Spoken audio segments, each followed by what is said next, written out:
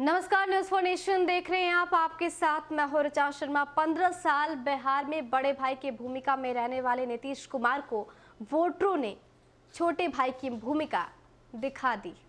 वोटरों ने नीतीश कुमार की पार्टी जेडीयू को तीसरे नंबर की पार्टी बना दी। यहां तक कि जहां एक तरफ नीतीश कुमार इस बार पानी पानी हो गए, तो दूसरी तरफ अब जिस तरीके से उनके कार्य हो रहे हैं, जिस तरीके से उनकी नीतियां सामने आ रही है, उससे ये कहना बिल्कुल दो मत वाली बात नहीं होगी कि नीतीश कुमार ने करप्शन से समझौता कर लिया। यूँ तो हर मंच से नीतीश कुमार ये दावा कहते हैं और ये बोलते भी नहीं थकते हैं कि ट्रिपल सी से किसी भी कीमत पर समझौता नहीं। ट्रिपल सी माने क्राइम, करप्शन और कम्युनलिज्म। लेकिन इस बार करप्शन को लेकर नीतीश कुमार कटघरे में खड़े हो गए। ये हम नहीं कह रहे, बल्कि खुद नीतीश कुमार की नीतियां बता रही है। नीतीश कुमार जब उनके विधायक पर एक छींटा भी पड़ता था तो उसे इस्तीफा ले लेते थे, लेकिन इस बार वही नीतीश कुमार ने एक ऐसे नेता को मंत्री बना दिया जो आरोपी है, तो सवाल उठना भी वाजिब है। बिहार की जनता ने इस बार सत्ताधारी जेडीयू को तीसरे नंबर की पार्टी बना दी। नीतीश कभी बड़े भाई के भूमिका में होते थे, लेकिन इस बार वोटरों ने धरती पर ला दिया। बीजेपी को 15 सालों से छोटा समझने वाले नीतीश कुमार इस बार पानी पानी हो गए। इसी के साथ मुख्यमंत्री नीतीश ने लगता है कि करप्शन से समझौता भी कर लिया। अपने मंत्रिमंडल के साथियों पर सिर्फ छींट पड़ने पर कई मंत्रियों से इस्तीफा लेने वाले नीतीश ने इस बार बड़े घोटाले के आरोपी को मंत्री बनाकर ये बता दिया कि अब उनके लिए भ्रष्टाचार के कोई भी मायने नहीं है। तेजस्वी यादव पर जब भ्रष्टाचार के आरोप लगे तो यही नीतीश कुमार अपने कैबिनेट सहयोगी तेजस्वी यादव से पब्लिक डोमेन में जाकर अपनी बात रखने को कहा था। नीतीश कुमार ने कहा था कि डिप्टी सीएम तेजस्वी यादव को अपने ऊपर लगे आरोपों की सफाई देनी चाहिए। तेजस्वी यादव ने जब ऐसा नहीं किया तो यही नीतीश कुमार रातों रात पाला बदल कर बीजेपी के खेमे में चले गए और फिर से भाजपा के सहयोग से सरकार बना ली। सिर्फ तेजस्वी यादव के साथ ही नहीं, बल्कि कई अन्य मंत्रियों पर जब भी भ्रष्टाचार की छींटे पड़े तो तत्काल उनसे उसी वक्त इस्तीफा ले लिया। 2009 में घटिया पाइप खरीद के मामले में फंसे परिवहन मंत्री रामानंद प्रसाद सिंह को मंत्रिमंडल से त्याग पत्र देना पड़ा था। मीडिया में अधिक कीमत पर घटिया क्वालिटी की पाइप खरीदने के आरोप वाली खबर सामने आई। इसी के बाद उन्होंने एक अणे मार्ग जाकर मुख्यमंत्री नीतीश कुमार को अपने इस्तीफा को सौंप दिया। रामानंद सिंह के इस्तीफे के बाद सत्ता के गलियारों में राजनीतिक तापमान अचानक से बढ़ गया। रामानंद प्रसाद सिंह के इस्तीफे को लेकर नीतीश कुमार ने एक बार फिर यही साबित किया था कि मंत्रिमंडल में दागियों के लिए कोई जगह नहीं।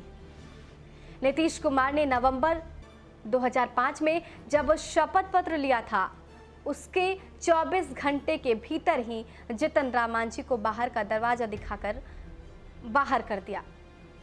मांझी पर भी एक आरोप लगा था और केस लंबित था। मांझी शपथ लेकर घर ही पहुंचे थे कि नीतीश कुमार ने इस्तीफा देने को कहा और आखिरकार उन्हें इस्तीफा देना पड़ा था। अभी करीब 1.5 साल पहले नीतीश कैबिनेट के एक और मंत्री मंजू वर्मा, उन पर मुजफ्फरपुर बालिका गृहकांड के आरोप लगे। उनका नाम सामने आया और बिना किसी झंझट के, बिना किसी देरी के नीतीश कुमार ने उनसे भी इस्तीफा ले लिया। पुलिस ने जब उनके घर में छापेमारी की तो गोलियां बरामद की गई थी। भला नीतीश कुमार इसे कैसे बर्दाश्त करते, और मंजू वर्मा को मंत्री के साथ साथ पार्टी से निलंबित भी कर दिया गया। इस बार के विधानसभा चुनाव में जनता ने जब कमजोर कर दिया और तीसरे नंबर पर लाकर खड़ा कर दिया, इसके बाद जेडीयू के राष्ट्रीय अध्यक्ष कमजोर हो गए। तभी तो भ्रष्टाचार से कभी समझौता नहीं करने वाले शख्स ने एक ऐसे विधायक को मंत्री बना दिया जिस पर भ्रष्टाचार और बहाली में फर्जीवाड़ा के गंभीर आरोप हैं। सीएम नीतीश ने घोटाले के आरोपी मेवालाल चौधरी को मंत्री बनाकर सम्मानित कर दिया। तेजस्वी यादव मेवालाल के बहाने नीतीश कुमार पर हमला कर रहे हैं। तेजस्वी ने ट्वीट करके भी ये कहा है कि अल्पसंख्यक समुदाय से किसी भी को भी मंत्री नहीं बनाया गया और भ्रष्टाचार के अनेक मामलों में भगौड़े आरोपी को शिक्षा मंत्री बना दिया गया। सत्ता संरक्षित अपराधियों की मौज है, रिकॉर्ड तोड़ अपराध की बहार है। कुर्सी खातिर क्राइम, करप्शन और कम्युनलिज्म पर मुख्यमंत्री जी प्रवचन जारी रखेंगे। जेडीयू के विधायक और अब शिक्षा मंत्री मेवालाल चौधरी, जिस पर भ्रष्टाचार के गंभीर आरोप हैं, बिहार के निगरानी जांच ब्यूरो ने केस दर्ज उन पर करा दिया था। उनको भी मंत्री पद से सम्मानित किया गया। जेडीयू के विधायक और वर्तमान में मंत्री पद की शपथ ले चुके मेवालाल चौधरी 2010 और 15 के बीच सबौर कृषि विश्वविद्यालय में वाइस चांसलर थे। इन पर जूनियर वैज्ञानिक की बहाली में धांधली और भवन निर्माण में घपला के गंभीर आरोप हैं। मामला सामने आने के बाद बिहार में काफी हाय तौबा मची। बिहार में नीतीश सरकार की फजीहत होने के बाद इस मामले की निगरानी ब्यूरो से जांच भी कराई गई।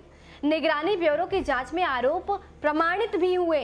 इसके बाद मेवालाल चौधरी पर स्पेशल विजिलेंस ने 2017 में केस भी दर्ज किया और भागलपुर के सबौर थाने में 2010 में केस दर्ज हुआ। जदयू के विधायक मेवालाल चौधरी के खिलाफ आईपीसी की धारा 409, 420, 467, 468, 471 और 120 बी के तहत भ्रष्टाचार के मुकदमा दर्ज है। इनके खिलाफ अभी भागलपुर के एडीजे 1 की अदालत में मामला लंबित है। तो अब बिहार की सियासत में ये सवाल मंडरा रहा है कि आखिर नीतीश कुमार क्या वही नीतीश कुमार हैं जिन्होंने कई मंत्रियों से इस्तीफा लिया सिर्फ इसलिए क्योंकि उनका नाम करप्शन में शामिल हुआ था? क्या वही नीतीश कुमार अब ऐसे नेता को मंत्रिमंडल में शामिल कर रहे हैं जो आरोपी हैं, जिन पर मुकदमा दर्ज है और अभी भी वो मुकदमा लंबित है? क्या यही नीतीश कुमार हैं जिन्होंने 15 साल तक बीजेपी के बड़े भाई की भूमिका में यहाँ पर राज किया और जब छोटे भाई की भूमिका में आए तो मंत्रिमंडल में ऐसे नेता को शामिल कर दिया जो आरोपी? सवाल उठना वाजिब है, लेकिन अब देखना भी होगा कि जेडीयू कैसे सफाई देती है और नीतीश कुमार इन सब पर क्या कुछ कहते हैं। फिलहाल के लिए इतना ही। बने रहे हमारे साथ और देखते रहे न्यूज़4 नेशन। नमस्कार।